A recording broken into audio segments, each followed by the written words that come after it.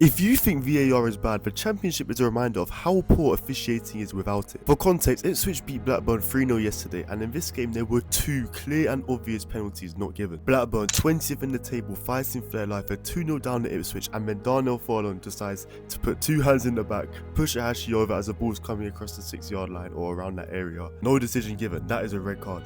We all make mistakes. Okay, Ipswich then go up the other end, and yeah, clean tackle from a defender, yeah, but Ipswich forward definitely doesn't have his ball planted between the Blackburn player's leg and the ball. You may say, oh, that levels it up, but if the red card doesn't happen originally, then this doesn't happen, the whole game changes. My whole point is, when everyone cries about VAR, you've forgotten how bad some of the officiating was before VAR. It's like when a player is injured for a long time and in their heads, everyone just thinks they're way better than they ever were. Granted, VAR should be better than it is, and as a Championship supporter, I'm so happy that I don't have to watch VAR with my team, because especially when you're in the ground at the game, you'd rather live it in the moment. All I'm saying is the Championship is a reminder of how poor officiating is before technology. So is VAR worth a hassle? Let me know what you think below.